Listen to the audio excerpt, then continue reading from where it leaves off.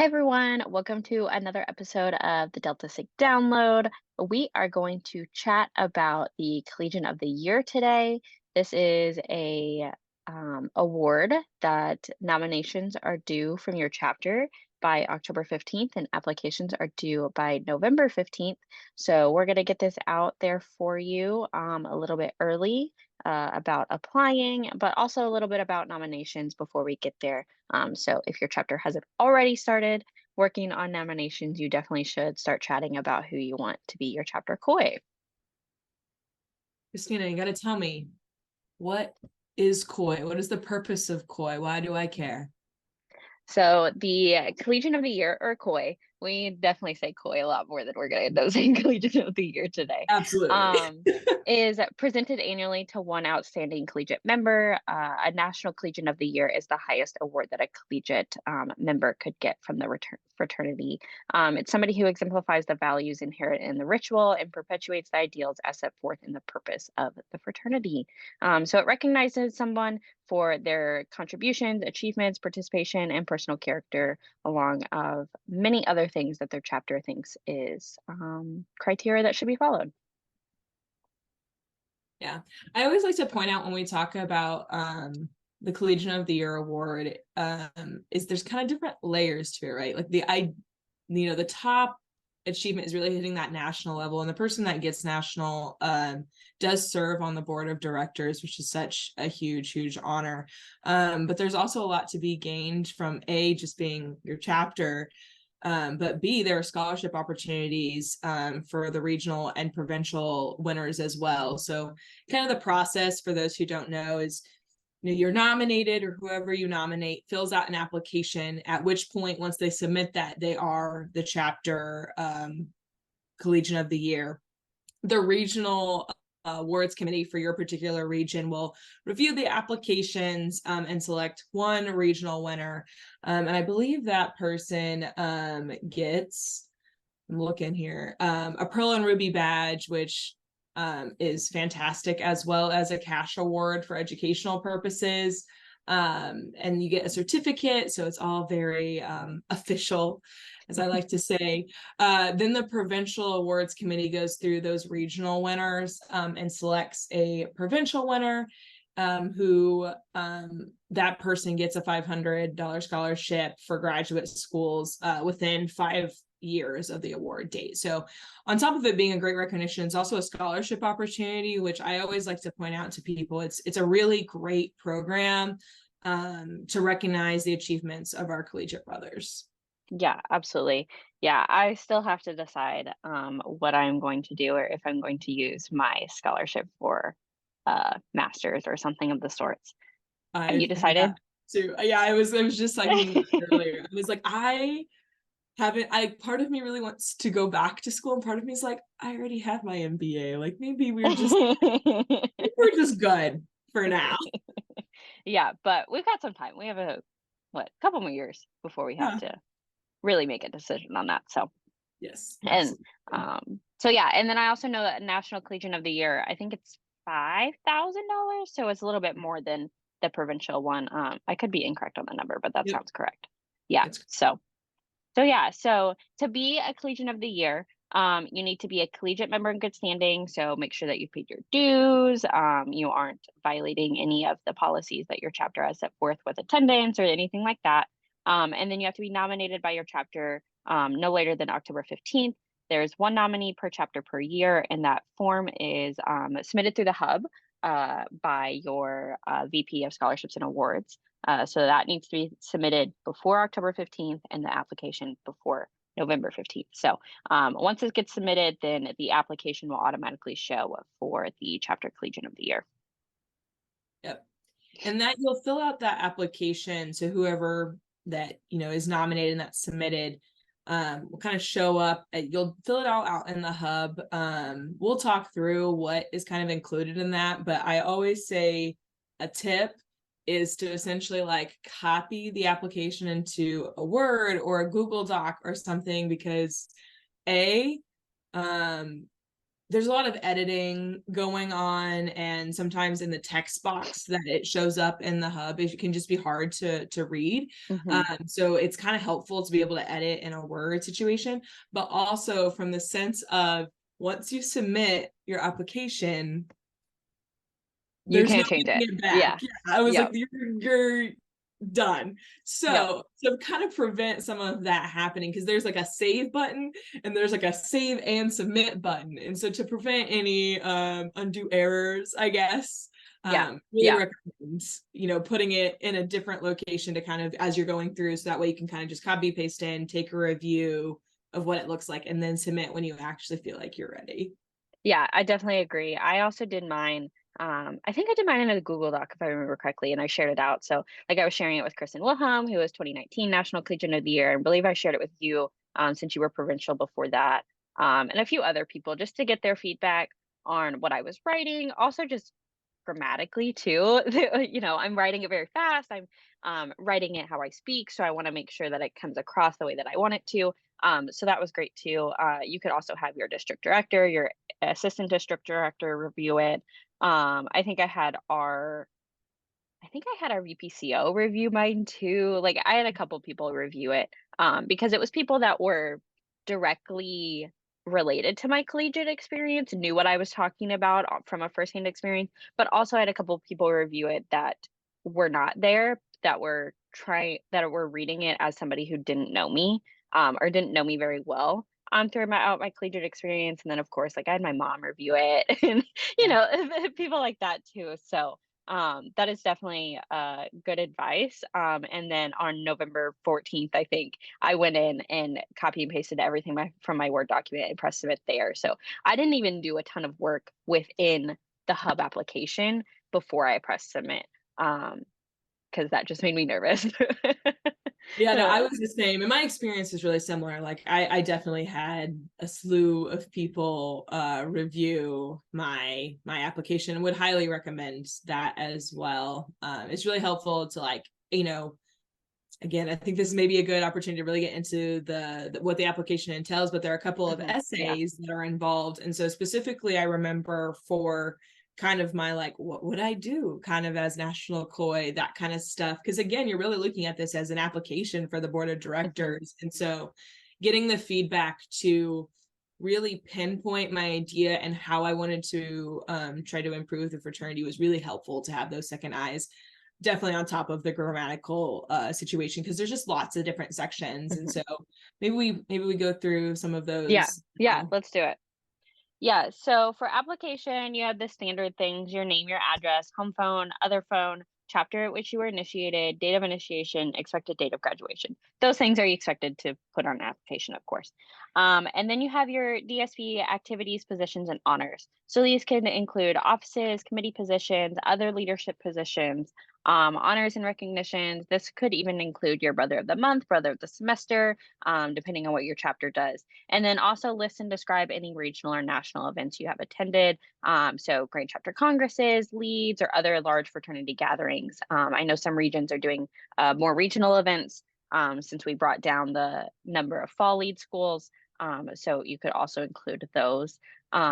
Also, I think it's just good in nature to have a list of that already made. I kept track of mine because I was doing so much. I kept track of mine throughout my collegiate career. So if you've already done that, great. If you're listening to this and you're a freshman or a sophomore and you're not expected to be coy, it would be a good thing to start anyways. It's a good thing for job applications and things like that to put on your LinkedIn to have those listed out. I also put, I think I put dates on mine.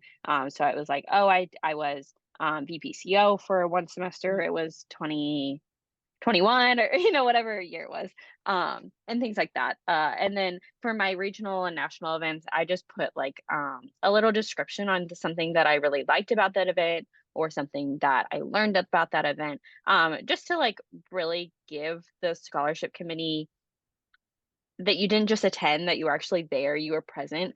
You weren't just like, oh, I went to Atlanta GCC, and you're like, oh, cool, but what did you get out of that experience? So I included those too.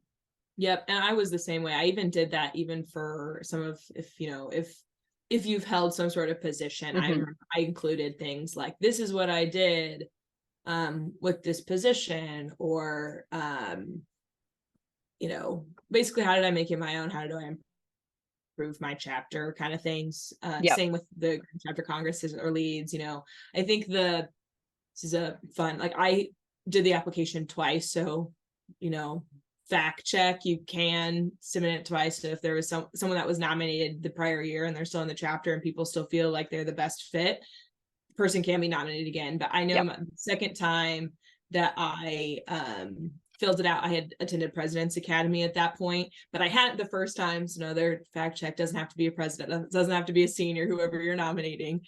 But those are, you know, great things to just make sure that you're including. I mean, it's all inclusive. Anything that you've been involved with in DSP, whether it's leading committee or event planning, you know, maybe you guys had a chapter birthday and you were kind of head of leading the event. There are things that you can kind of you put on there and really show what your involvement has been. Yeah, I like that you pointed out the fact that you've submitted it twice. I know a lot of our national COIs were COIs twice, that it took twice to get to there. Whether it was twice to get to provincial or twice to get to national. I know Kristin did hers twice. I'm pretty sure Cody Vasquez, who was 2020, I'm pretty Yep. sure he did his twice. I'm not sure. I think Sydney did hers twice, and she's the most recent Collegian of the Year. So I'm not sure about Christian or Brennan, but Yep. definitely don't get discouraged if you're a sophomore or junior, or a senior and you're coming back while you do your MBA or whatever your graduate school is, and you still want to be in the collegiate chapter. Don't get discouraged if you don't win the first time, and that you could definitely do it again if you're still around in the chapter. So I like that you pointed that out. Yeah, absolutely. I think, because it's easy to get discouraged, and it can be a process. But I think it just, you know, gives you that experience if you have the opportunity to do it again. Yeah, definitely. And you get more feedback, you get more experience in the chapter with that extra year. I mean, like you mentioned that you hadn't been to President's Academy yet. So going to President's Academy definitely could have helped you. You had more experience in leading your chapter and things like that. So yeah. Absolutely. But what's really cool, I think, about the application too, is it doesn't just look at DSP activities. They also, you know, ask you to include other extracurricular activities, positions, and honors. So I know that, you know, I feel like every time I hear like announcements of COIs, it's like, yeah, they do all this, but they also are involved in student government or in this community service organization or things like that. So it's really looking at that well-rounded individual almost. So definitely make sure, just as Kristina was talking about, like including the stuff that you've done for DSP for any organization that you're a part of, like what events have you gone to, what leadership positions, because not only would that be helpful in this, you know, setting of a COI application, but also resume building, interviews, all of those kinds of things. Those are questions people look for and experiences you guys can draw on.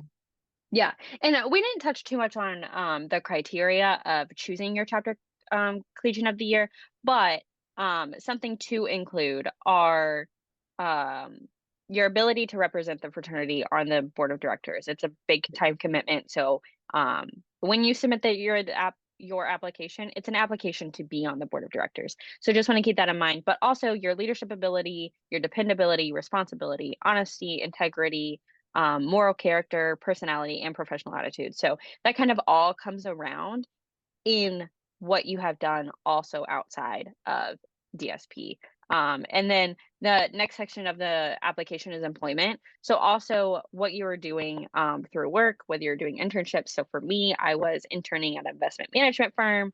So that was bringing in my DSP background. I actually got the job through a DSP brother, which was really awesome. So that's also bringing in that well-roundedness of a brother in the fraternity. So for the employment section, any jobs you've had, how many years you've worked, and then also this is the section if you are part of the military that you can comment about your military service.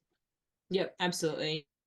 And I think it's a good opportunity to show kind of, I don't know, I think again about board of directors, like the time management piece, you know, it talks about how many hours you're working while pursuing your degree. And, you know, for those of us who have worked and gone to school, we know how that, can be impactful, right? Of, trying to figure out how to manage your time when you're both working and trying to get through school. So with that, they also ask for academic information. So what you're studying, what your major or majors is, all y'all fancy pants out there who are double majoring or more, or any minors that you're going, what your overall grade point average is, class standing, so freshman, junior, so on and so forth. So a couple of things, just general kind of information is kind of what you can expect before you get into the essay portion. Yep.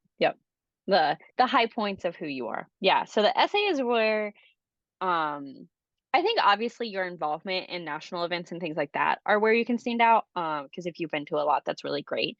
But being at national events isn't necessarily the end all be all that this is how you are Collegian of the Year. I think the essays are really where you can stand out against other people. Obviously, everybody's great and everybody was Collegian of the Year of their chapter for some reason. But this is the way that you really differentiate yourself from your Collegian of the Year for your chapter, for your region, for your province, and then ultimately national. So the first one is your plans. If you were National Collegian of the Year, if you were on the board of directors, what would you want to do with that time? What would you want to do with, I don't want to say power, but it's kind of a power of being the collegiate voice. How would you take that responsibility and what would you do with it? What differences could you make by being on the board? And the essay is limited to 1,000 words. So that's another thing that was really great to do in Google before I put it in there and go, oh no, I'm over the word limit. What do I do now? Taking out sentences and all of that. So that's important to note. But any goals, any things you want to accomplish. So that's your plans as a National Collegian of the Year. Yeah, and I would add on to that, I think something maybe to keep in mind, or for those who maybe aren't as familiar, to do some research on what like committees national COIs, like I think there are certain ones, I'm thinking on the name of the one that there's like one committee that like the senior ones is on one, the junior one is on another. Yeah, I know one of them is organizational development. I can't remember what the other one we're thinking of is though, but yeah. Yeah, so like those are things that I think are helpful maybe to keep in mind of like what are some automatic opportunities that the COIs have access to on top of just being in the board of directors. There are committees that they serve on that kind of can help as you're looking at those plans, like what's in access to versus maybe what would, depending on what you're trying to do or trying to accomplish, like what could be a task force or what can be done in the different kind of organizational avenues that we have within DSP. So things to keep in mind. And I always recommend, I think what I was told is like, think about problems that you faced as a collegiate, things that you're passionate about. Those are the things that come through, I think, really when, writing an essay like this is, what is something you have faced that you're passionate about that you think could make the fraternity as a whole better for our collegiates? Yeah, and I think if this is something you're really interested in, talking to national committee chairs is really great. Kind of like seeing out what other people are thinking about and building off of that. If you are passionate about a lot of things, but you don't know what to write about, or you're just not really sure, you're like, I don't know what I could do with this, but this is the problem I want to fix. Talking to those committee chairs or even provincial committee chairs are a really great place to start. Because you can hear about what other people are thinking about that may not have a plan yet. And then ultimately, this essay could be the plan. So I'll mention what mine was about. So mine was about adjusting CMP in the hub, particularly CMP, but the hub is finicky in its own way. But particularly the CMP and what we require of our chapters. So that's something that I talked about a lot. And eventually what I also talked about in the next essay, which is what makes you a leader. So I kind of had all of my essays go about one central topic, basically. Yep, absolutely. And I think that's a good point on, though, what makes you a leader. I think there's a lot of opportunity to tie in, that second essay of pulling back in on your experiences that you've already talked about in Mhm. your prior, overall information about you. Essentially, there are like opportunities to put in descriptions for things and being able to tie back to when I was this, or here is how I exemplified these things, or and I think it's a great opportunity to give a better light on what your leadership philosophy is and how Yep. you abide by that and your values.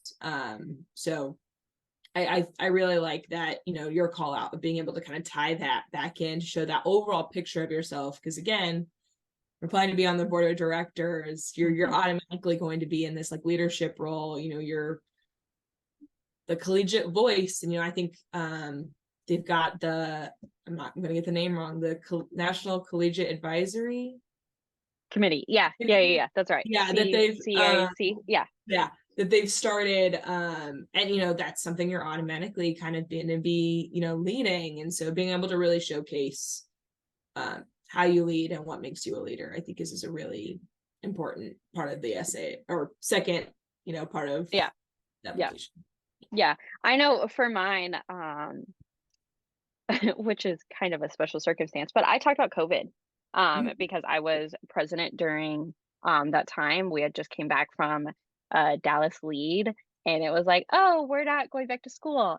And how so it was definitely being a leader during that time, because it was everybody, Kristina, what do we do? Kristina, what's happening? Kristina, what do we, and all of these things. So I talked about that a lot in my What Makes You a Leader, because it's definitely, I had to step up to the plate, and to essentially make sure that nobody fell off the face of the earth, Yeah. that we still keep people engaged and in the chapter and wanting to do stuff. So then, we finished out that semester, and then over the summer, and then coming back in the fall and still being very unsure on what was happening, but we could kind of be in person, but kind of not. And navigating all of that. So if you were around in the chapter, I know we're getting pretty far removed from that now, but if you're around in the chapter during that time, then that's a great thing to touch on.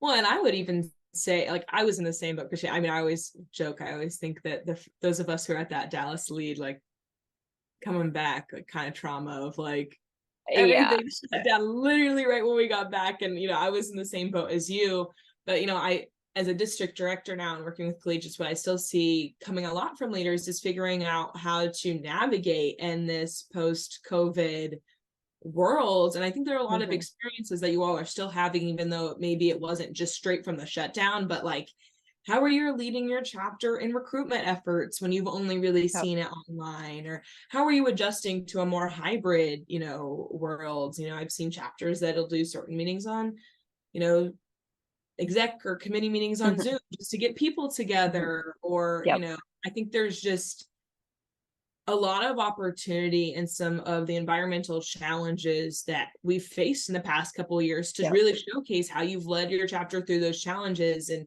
I think those are great examples to pull on as you're going through that, to showcase, really to showcase and illustrate what does your leadership look like, and like really giving those examples, I think is really helpful in that essay. Yeah. I definitely, for hybrid and virtual things, is meeting people where they are. So if you have a committee of 4 people, but they're all commuters, then it might not make sense to do it in person, but it makes sense to do it virtually and still have that meeting and still be able to talk about things. So yeah, that's something that you could point out, and that this is how I make people better, or how I want people to be better. And also, I think that part of being a leader is how other people make you better. So I think one of my sentences was, being a leader is making other people leaders so that they can also lead me, or something of the sort, is something like that. So yeah, and that essay is limited to 500 words. So definitely something that has to be pretty concise, and it can't just ramble on like I like to do. Yeah, but what I always say is the plus side is there is a third, kind of open-ended. What additional information do you feel like is missing? Opportunity. It's also limited to 500 words, but this is an opportunity to add anything that would be helpful, that maybe you didn't feel like you got to include in your plan or in your leadership essays. So, it's other responsibilities or honors or personal facts that kind of could give the selection committee a more complete view of your qualifications. There is an opportunity in that last section to provide that. Yeah, absolutely. I can't remember what I put there. I'd have to go back and look. Probably just me talking more. I think there was definitely like I'm really grateful for this opportunity. This is why I really would enjoy, but like why I believe I would be a good fit, I think is what I included. I'd have to go back and check. Yeah, it's been a little bit now. Yep. Yeah. So But on top of that, they do have you do like signed transcript release forms. A quick fact check is they do not require you to include a letter of recommendation anymore. But I think yep. you can still attach one if you so I wish. believe so. Yeah. I think at the bottom, after the additional information, it asks if there's anything that you want to attach. I think that They could be a used change to. that, yeah, Yeah. it definitely was for us. It could be a change since then, but I think that you still can. I guess maybe we should have looked that up before we started chatting about this. It's all good. You'll be able to tell. Yeah, you'll be able to see it. But speaking of letter of recommendations, if you can do that, that's something great to include. However, you need to give the people that you were asking for that so much time. So as soon as you know that you are a chapter collegian of the year, that you got nominated for that, so you have a month between now and then, you need to go to that person that you want to ask for it and say, hey, this is what this award is. This is why I think I'm a good fit. Here are all of my qualifications. Would you mind writing me a letter of recommendation? Because a good letter of recommendation is not one that's written in one sitting. Yes, absolutely. 100% agree. Yeah, and then just a timeline, so people are kind of aware of what's going on.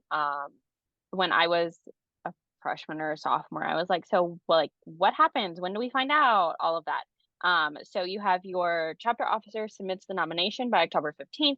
You have your application that is due by November 15th. Once you submit that, that means you are officially chapter COI. And then the regional winner is selected by the Regional Scholarship Development and Awards Committee, and those are decided on by December 15th. So we're kind of going in the 15th route. And then a provincial winner is selected by the Provincial Scholarship and Development Awards Committee before January 15th. And then from there, the National Scholastic Development and Awards Committee selects the one national winner. And then all of those winners are announced at the spring lead. But the National Collegian of the Year does get a call from the Grand President, letting them know. And then also the National Collegian of the Year also gives a speech. So it's kind of preparation for that. So that's really the only person that does know. But for regional and provincial, then you won't know until spring lead. So yeah. There's a encouragement that if possible go to the national Yeah. events, your provincial lead in the spring. But it's always so fun. I don't know, Kristina, if you do this, but I'm always like looking through all my DSP pages, like, all right, like I know a provincial lead, like is this the provincial lead that the national is going to be? Yeah. Obviously, maybe not obviously, but the national COI is only announced at the provincial lead where they're at. So they're in that province. Yeah. So it's always funny because I'm always like, okay, who is it? Like, do I know these people? Yeah. So it's a fun time, but also slightly anxiety ridden for those who have submitted applications. Yep. Yeah. Yeah, mine it was people kept asking me, be like, do you know? And I'm like, I'm not answering that question, but also I don't know.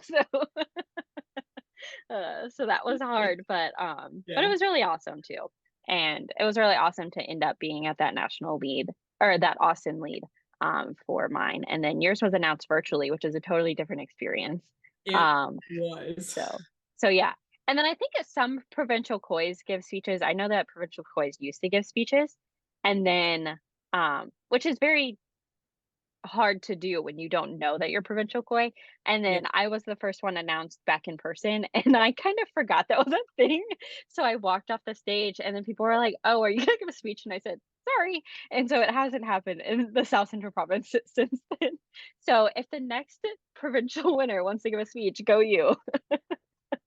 Claps too. I was gonna say, I was like, I was virtual. Like I did, like I was in on legitimately on my couch, had like the YouTube like presentation Yeah. posted on a TV.